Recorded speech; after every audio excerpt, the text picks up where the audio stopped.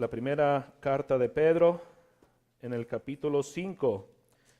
Mientras ustedes llegan ahí, damos un pequeño resumen donde en la lección pasada Pedro nos decía que el juicio es porque el juicio de Dios, porque va a comenzar el juicio, comience por la casa de Dios. O sea que primeramente empieza por nosotros y hablamos de las cosas que sufrimos y que a veces somos perseguidos o criticados y nos decía anteriormente Pedro que si sufrimos por nuestro pecado, pues no tenemos de qué quejarnos, pero si sufrimos por el nombre de Cristo Jesús haciendo el bien, entonces el nombre de Dios es glorificado.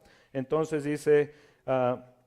porque es tiempo que el juicio comience por la casa de Dios. Y si primero comienza con nosotros, ¿cuál será el fin de los no creyentes, de los que no han creído? Entonces, si el justo con dificultad se salva, imagínense cuál será el fin de los que no creen. Y así es que, de modo que nosotros que padecemos según la voluntad de Dios, debemos de encomendar nuestras almas al fiel Creador. Y se acuerdan que citamos 2 o 3 veces el versículo de Jeremías, porque yo sé los pensamientos que tengo acerca de vosotros, dice Jehová, pensamientos de paz y no de mal, para daros el fin que esperáis.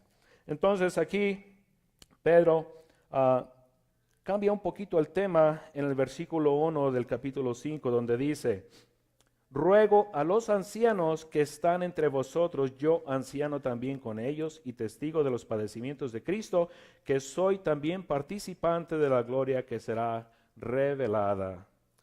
Pedro se dirige a los ancianos que están cuidando la iglesia, que están guiando a la iglesia. Estos son los que ven que todo funcione bien.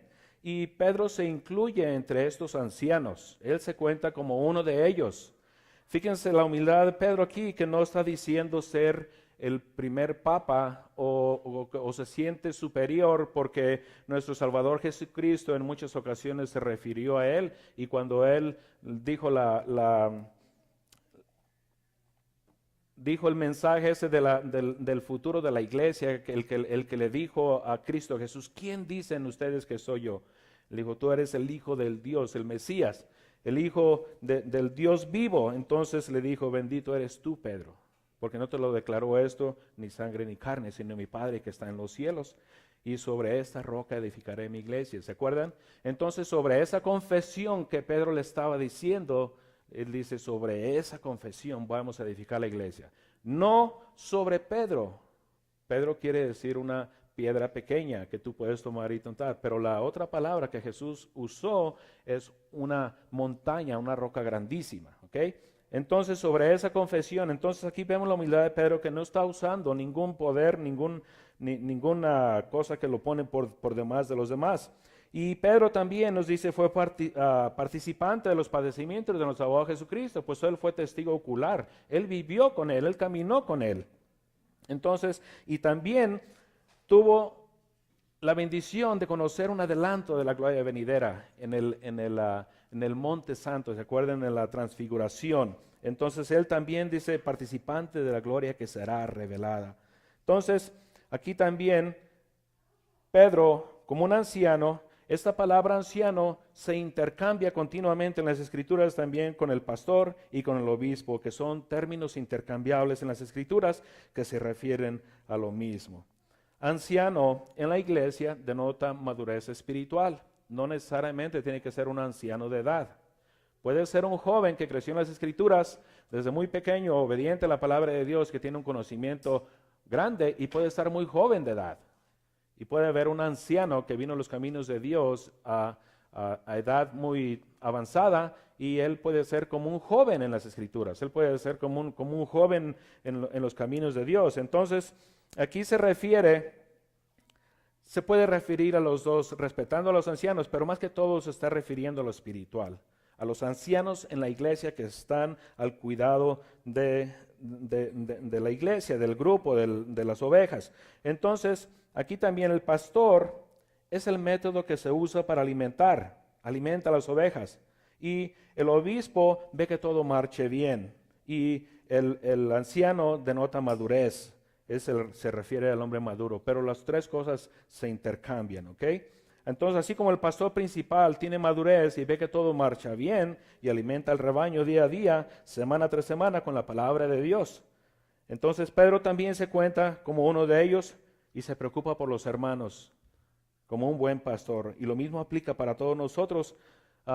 Aquí, tanto presente, aquí nosotros los que tenemos un puesto de liderazgo, lo mismo aplica para nosotros, pero también aplica para todos ustedes como el primer pastor, el primer obispo, el primer anciano en la casa, como padres.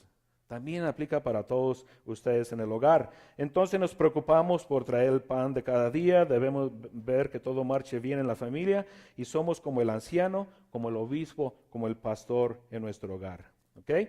Versículo 2 continúa, dice, apacentad la grey de Dios que está entre vosotros, cuidando de ella, no por fuerza, sino voluntariamente, no por ganancias deshonestas, sino con ánimo pronto, no como teniendo señorío sobre los que están a vuestro cuidado, sino siendo ejemplos de la grey. Fíjense que dice, no como teniendo señorío, no por fuerza, sino voluntariamente, no por ganancias deshonestas. Y desafortunadamente es lo que vemos hoy en día que predomina en muchas iglesias.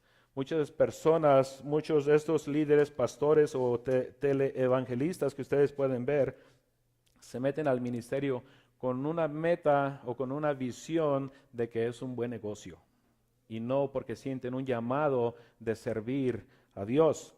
Entonces, nosotros como pastores del hogar, como ancianos, obispos y pastores, cuidamos de nuestra familia, que no falte nada y no lo hacemos por fuerza, sino que lo hacemos voluntariamente porque los amamos, nos amamos a nuestra familia por amor, como padres. Entonces, nunca esperamos sacar ventaja de ello. Al contrario, siempre buscamos qué más podemos dar. Así también nuestro Padre Celestial, así también Él nos ve y siempre busca de qué manera nos puede bendecir. Pero debemos tener en cuenta que así como nosotros también traemos disciplina a nuestros hijos y como vimos la semana pasada o antepasada, de cómo a veces tenemos que traer la disciplina, así también que no os sorprenda si andamos por mal camino, que el Padre nos disciplina, especialmente como nos dice Hebreos, dice, porque qué padre es que no dice que ama a su hijo y no lo disciplina, porque si no lo disciplina, entonces es un hijo bastardo, dice así. Así es que si recibimos disciplina de parte de Dios, ustedes creen que viene de parte de Dios, no se quejen, simplemente diga, es que estoy en los caminos correctos y quizás algo hice mal, o a lo mejor Dios está tratando de usarme y glorificarse en ello. So debemos confiar, después de todo nuestro tiempo aquí es pasajero, somos peregrinos y solamente estamos de paso, ¿ok? Entonces aquí a Pedro dice cuidando de ella, cuidando de la iglesia, ¿okay? Preocúpate por el rebaño de Dios, está diciendo. Entonces que no le falte nada, dale de comer, aliméntalo, cuídalo, protégelo de los lobos rapaces que pueden venir a querer robar y a destruir y a devorar. A veces se nos critica a nosotros porque a veces estamos hablando en contra de estas sectas. Pero yo siento que si solamente los alimento de la palabra de Dios, es como si simplemente nomás estamos engordando las ovejas, preparándolas para la matanza. También tenemos que prevenirlos y decirles de lo que puede suceder cuando ustedes van con estas sectas, con estas religiones que solamente van a poner cargas a ustedes y que se van a aprovechar de la fe del creyente. Aquellos que simplemente les quieren trasquilar la lana, ustedes saben lo que es, la lana a las ovejas, ¿ok? So tengan cuidado de ello. Entonces nosotros tenemos que también prevenirles y decirles, y aunque a veces no les gusta que porque gritamos el punto de vista de esta secta o de este grupo religioso y todo ello, acuérdense, si el grupo, aún así dentro de la iglesia cristiana, ¿okay? Hay muchos que se cobijan dentro de la iglesia cristiana, que son cristianos y todo ello, pero cuando ustedes ven que están poniendo énfasis, mucho énfasis en el dinero, hay algo malo. Donde Dios guía, Dios provee. Y si Dios no guía lo suficiente, pues quiere decir que a lo mejor no está listo para que ese grupo crezca. Entonces, yo doy gracias a Dios, de aquí no se pide, no enfatizamos acá, ahí está la cajita, cuando Dios ponga en su corazón a ofrendar, ustedes vayan y pongan. Y si algún día Dios nos separa y nos da un salón aparte, y si no hay para la renta, pues ni modo, nos vamos a reunir en un parqueadero. Y la gente va a ver la necesidad, y si ese Dios va a crecer, se va a dar, y si no es de Dios, Dios nos va a destituir y nos vamos a ir a refugiar a un grupo que esté bien establecido, yo creo. Entonces, lo ponemos en las manos de Dios. Entonces, si como ovejas algún día Dios los mueve a otra ciudad o deciden irse a otro grupo, a otra iglesia, vayan, estén seguros que vayan a una iglesia donde usan la palabra de Dios, la Biblia, como la guía, como la dirección, y que eso es lo que establece las reglas de ese grupo. ¿Ok? Después de todo, por eso nosotros aquí estudiamos la Biblia verso por verso, desde Génesis hasta Apocalipsis, porque el mejor antídoto o la mejor vacuna para que ustedes se prevengan de no ser engañados es el conocimiento de la palabra de Dios. Y es por eso que nosotros ponemos mucho énfasis en enseñarla y a ustedes de que no se crean todo lo que yo les digo, de que ustedes vayan y escudriñen las escrituras y me pongan a prueba. Y vean si lo que yo les digo, tengo razón, es la verdad, está en la Biblia, les estoy enseñando bíblicamente o no. ¿Ok? Y también, si algún de ellos les pido que cada uno traiga de sus primicias del mes, de las primicias del cheque y me lo den a mí, entonces también se fijan qué carro manejo y qué casa tengo y toda esa cosa, ¿ok? Ahí es que pongan a prueba todo ello. Ahí es que Dios en la palabra dice, no juzgarás, pero dijo, por tus frutos los conoceréis. Entonces también deben ser inspectores del fruto que está produciendo tanto los líderes como el ministerio. Jesús, hablándole a Pedro antes de ser levantado a los cielos, cuando después de la resurrección se le apareció a Pedro y también le pidió lo mismo que Pedro nos dice a nosotros. En Juan 21, versículo 15 al 17 dice, cuando hubieron comido, Jesús dijo a Simón Pedro, Simón, hijo de Jonás, ¿me amas más que estos? Le respondió, sí, Señor, tú sabes que te amo. Él le dijo, apacienta mis corderos. Volvió a decirle la segunda vez, Simón, hijo de Jonás, ¿me amas? Pedro le respondió, sí, Señor, tú sabes que te amo. Le dijo, pastorea mis ovejas. Le dijo la tercera vez, Simón, hijo de Jonás, ¿me amas? Pedro se entristeció de que le dijese la tercera vez, ¿me amas? Y le respondió, Señor, tú sabes todo, tú sabes que te amo. Jesús le dijo, apacienta mis ovejas. Si ustedes se acuerdan, Pedro había negado a nuestro Salvador Jesucristo 3 veces. Y después que se apareció, quizás él no se sentía digno de verlo a la cara y gritarle y abrazarlo y decir, tú sabes que te amo, como si él se acordaba después de que lo había negado. Y quizás agachando la cabeza le decía, Señor, tú lo sabes todo, Señor, tú sabes que sí te amo. Pero las palabras que nuestro Salvador Jesucristo usó aquí es la palabra agape, el amor incondicional que solamente proviene de Dios, que solamente el cristiano puede ofrecer porque Dios vive en él, porque el Espíritu Santo de Dios vive en nosotros. Entonces, esa palabra que Jesús le decía, ¿me amas? Le dijo, 2 veces usó la misma palabra, pero Pedro contestaba con otra palabra diferente. Jesús usó la palabra agape, que es el amor incondicional de Dios, y Pedro contestaba con el amor fileo, que es un amor fraternal. Entonces Jesús, después de 2 veces haberle dicho en amor agape, me amas, y Pedro contestar todas las veces con sí, Señor, tú sabes que te aprecio, tú sabes. Entonces Jesús, la última palabra le dice, Pedro, ¿me aprecias? Ya no le dijo, ya no usó la palabra amor agape, sino que también usó la palabra amor, el fileo, el amor fraternal de familia. Lo que vemos aquí es como la humildad de nuestro Salvador Jesucristo.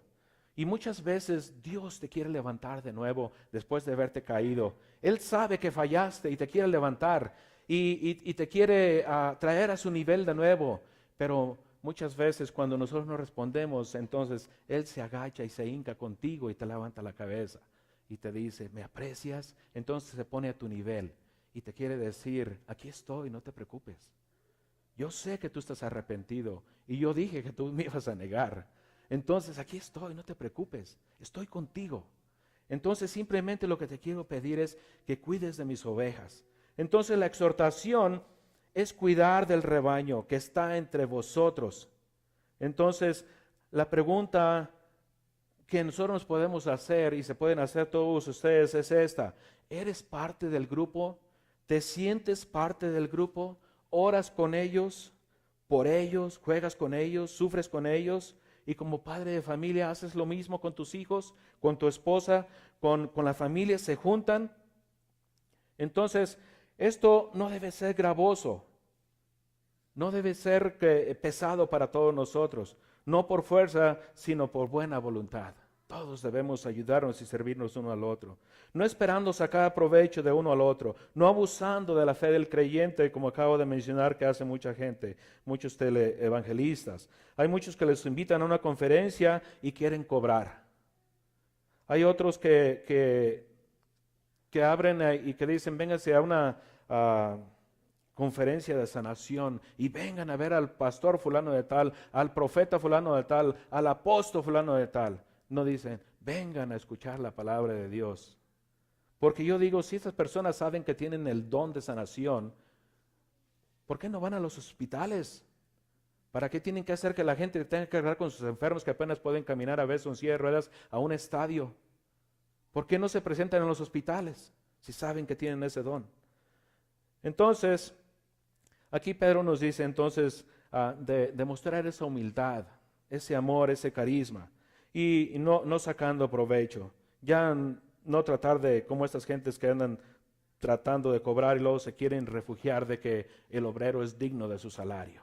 No, lo están haciendo con una mala intención de hacerse ricos de ahí, como lo ven en muchos televangelistas. Entonces, todo lo debemos hacer por el amor de Cristo. Muchas veces también puede suceder en el grupo de alabanza. Me tocó conocer en unos jovencitos allá en Santana, donde estábamos sirviendo, que empezaron a enseñarlos a tocar y cada quien escogió su instrumento que iba a tocar. Y ya cuando se enseñaron bien, les dieron la oportunidad de tocar y el jovencito le tocó en la batería y no, hombre, se quiso hacer notar y se decía un ruidazo y todo eso. Entonces eso sucede, a veces queremos llamar la atención a nosotros. En el grupo de la alabanza muchas veces puede suceder también de que quieren llamar la atención, cómo toca el órgano, cómo canta, cómo hace la voz y toda esa cosa. Y no, que no se nos olvide que es para alabar a Dios. Es para que el nombre de Dios sea glorificado. Y el grupo de alabanza tiene como fin de preparar nuestros corazones para llevarnos al trono de la gracia de Dios y después ser bendecidos con su mensaje. Entonces vemos cómo no debemos sentirnos superiores a los demás, porque simplemente estamos dando la palabra, damos el alimento espiritual, así como el padre de familia que provee por sus hijos, los alimenta y debe dar ese ejemplo de cómo vivir una vida justa, santa, agradable entre los ojos de Dios. Así también el anciano, el pastor, el obispo debe ser un ejemplo a seguir para la congregación. Hacerlo con gusto para la honra y gloria de Dios. Dios ama al que se da con alegría. Jesús fue un ejemplo de humildad. Y él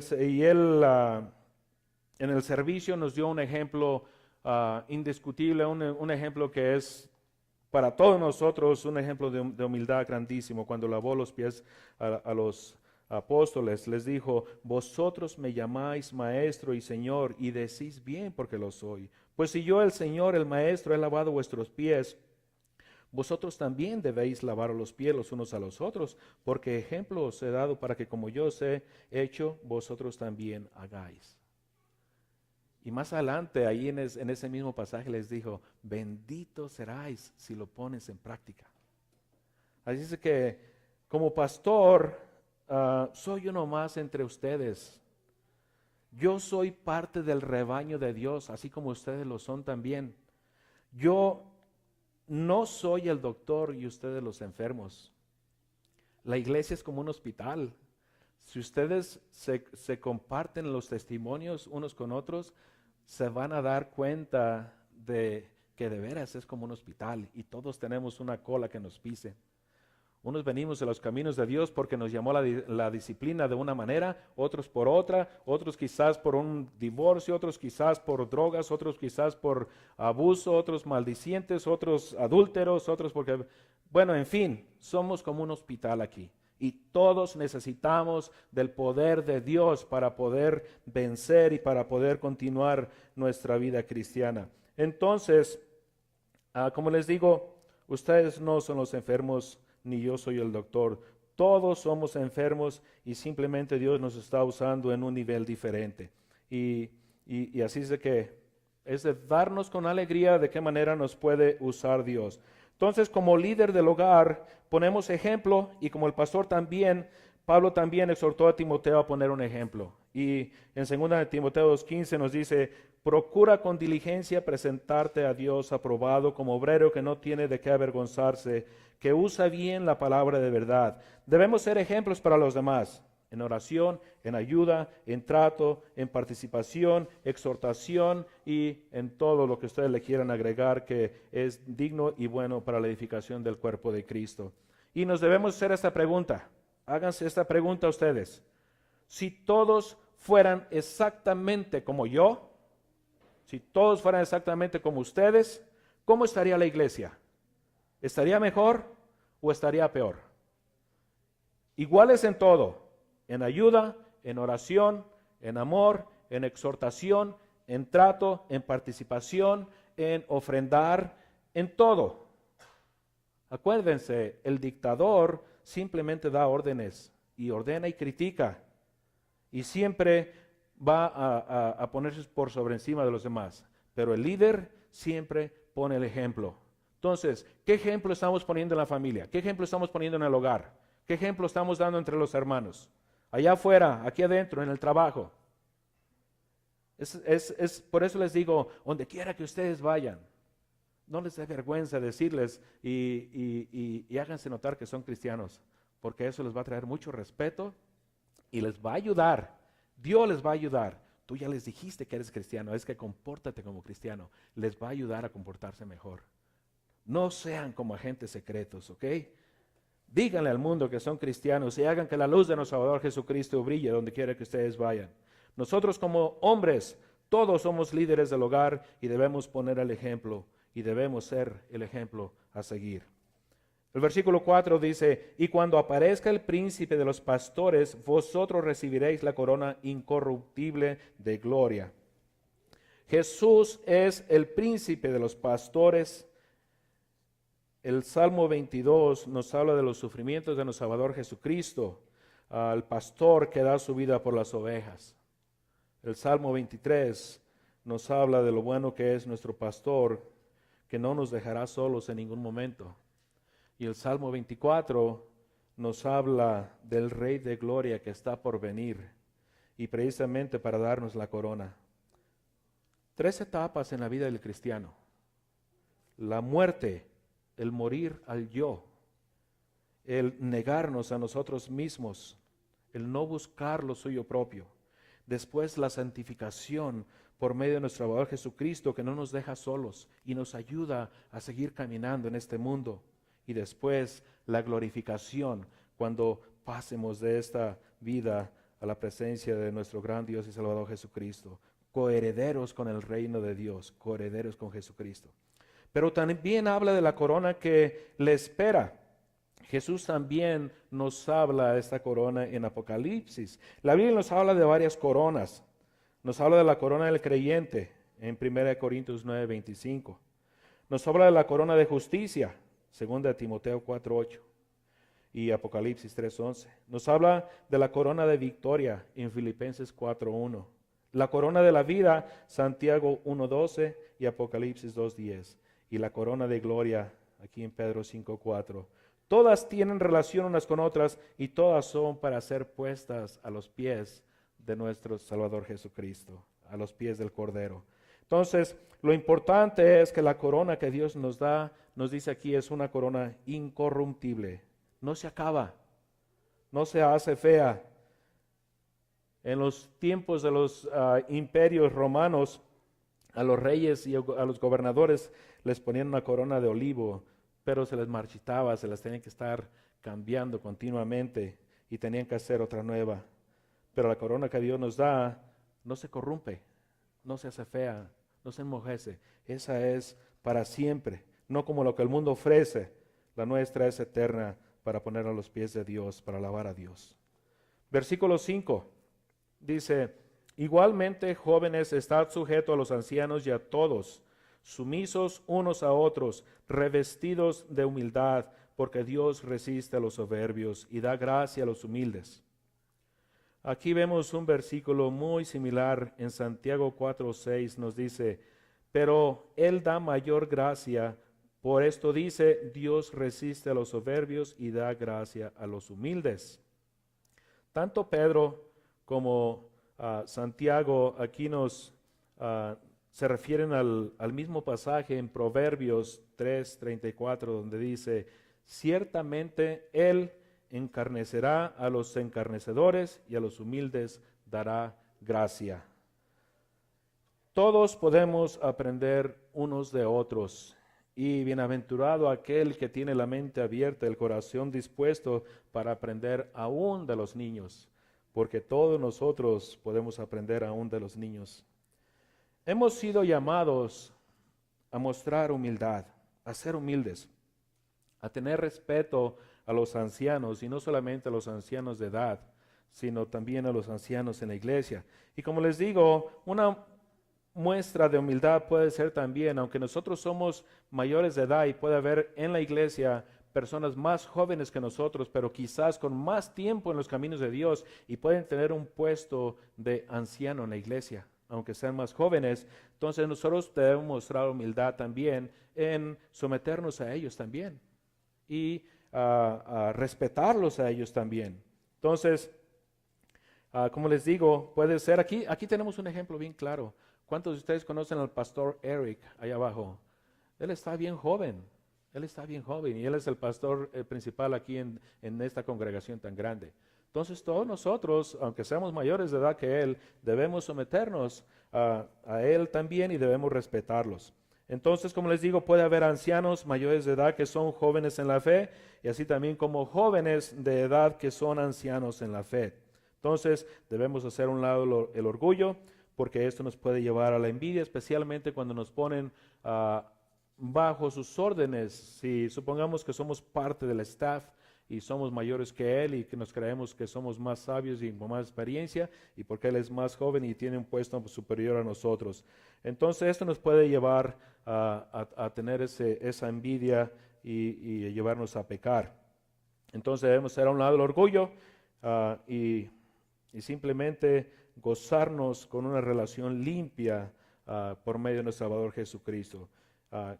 Que la edad de una persona más joven nunca impida tomar su consejo, porque si usa la palabra de Dios, es digno de dar un buen consejo.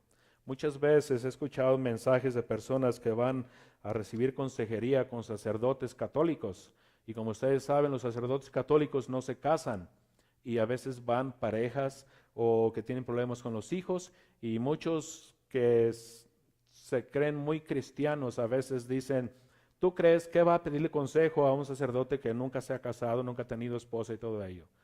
Déjenme decirles que si el sacerdote está usando la palabra de Dios como guía, él puede dar un consejo muy sabio, ¿ok?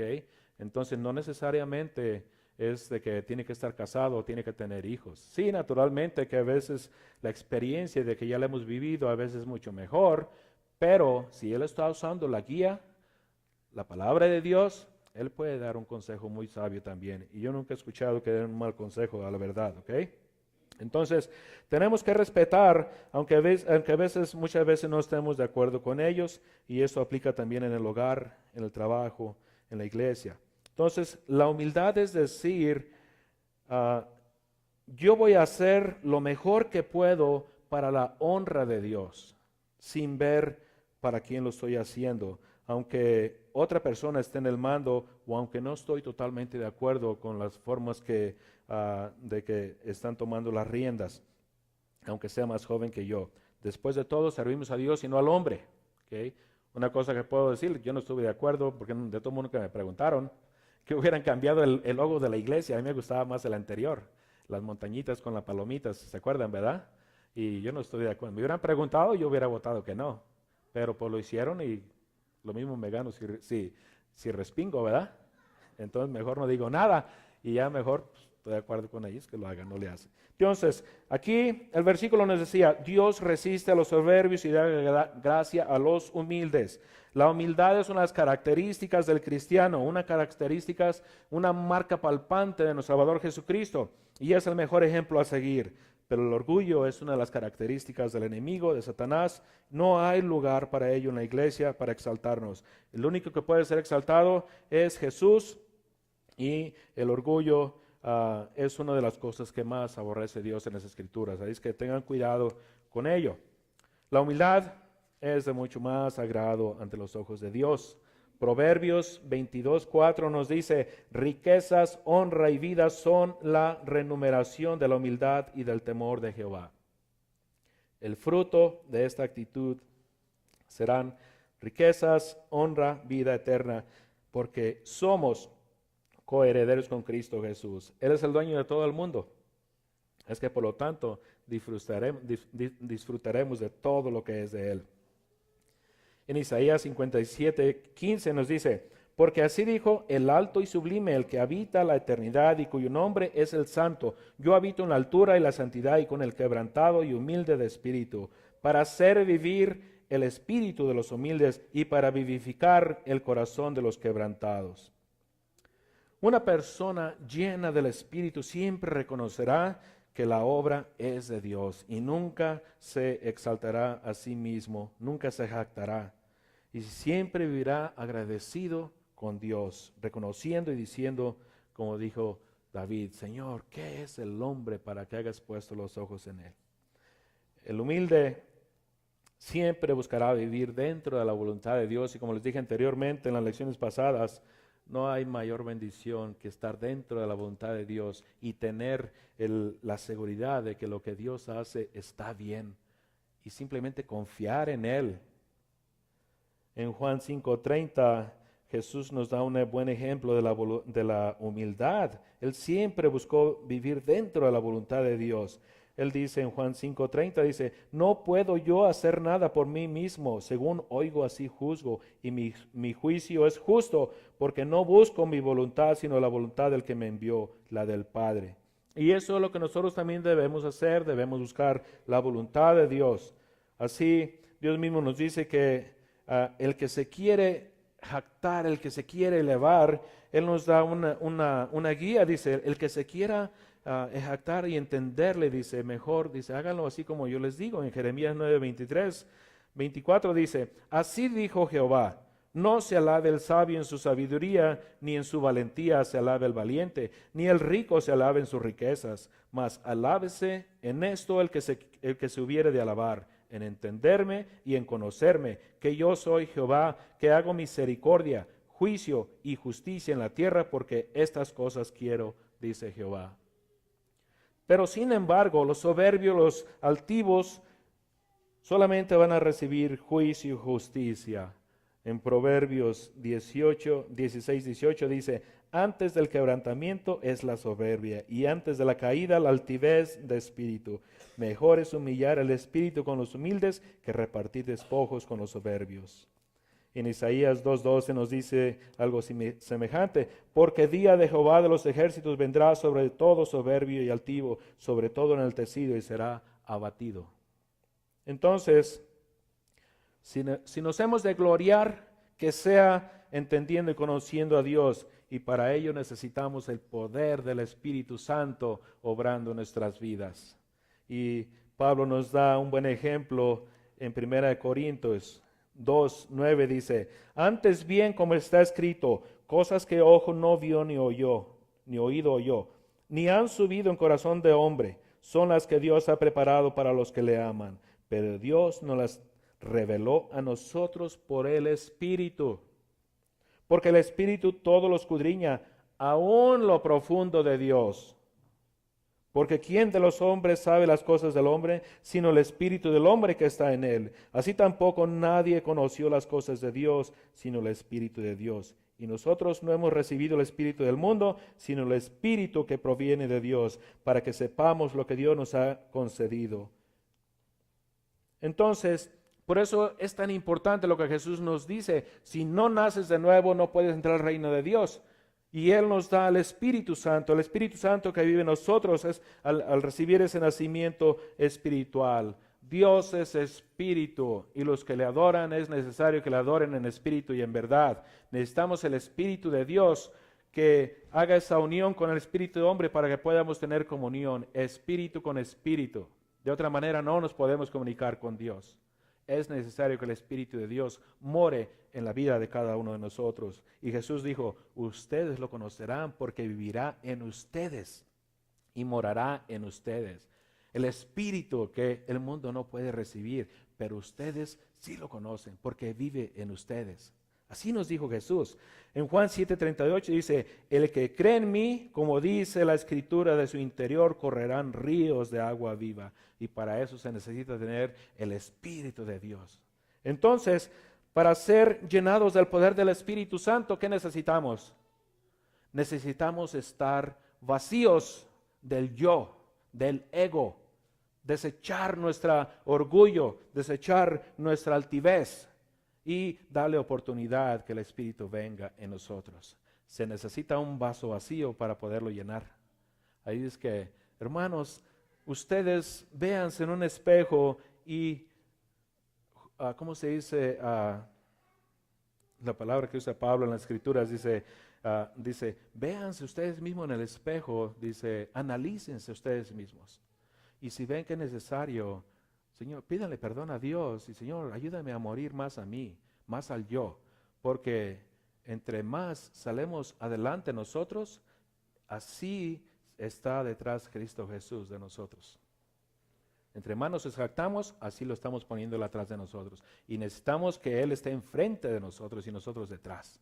Morir al yo para ser llenos del poder del Espíritu Santo. Entonces, poner todas nuestras cargas en Él y de eso vamos a estar hablando la semana que entra. Despojarnos de todas nuestras cargas y ponérselas a Él. ¿Ok? Vamos a darle gracias a Dios. Padre Santo que estás en los cielos, te damos gracias por este día, por este estudio, mi Dios amado. Te pedimos la llenura y el poder de tu Espíritu Santo y nos ayudes a vivir para ti, Señor. Dándote gracias siempre, glorificando tu santo nombre. Ayúdanos a morir más al yo, mi Dios amado. De manera que tú crezcas y nosotros menguemos, como dijo Juan el Bautista. Señor, hazte notar en nuestras vidas y haz que tu luz brille donde quiera que estemos. Guárdanos en tu amor. Señor, guárdanos en tu amor. Ayúdanos a entender tu mensaje, Señor. Ayúdanos a recibir tu palabra, Señor, y a vivir por ella, para la honra y gloria de tu santo nombre. Gracias te damos, mi Dios. Lo ponemos en tus pies, en el poderoso nombre de nuestro Salvador Cristo Jesús. Amén. Amén. Que Dios me los cuide y me los bendiga a todos.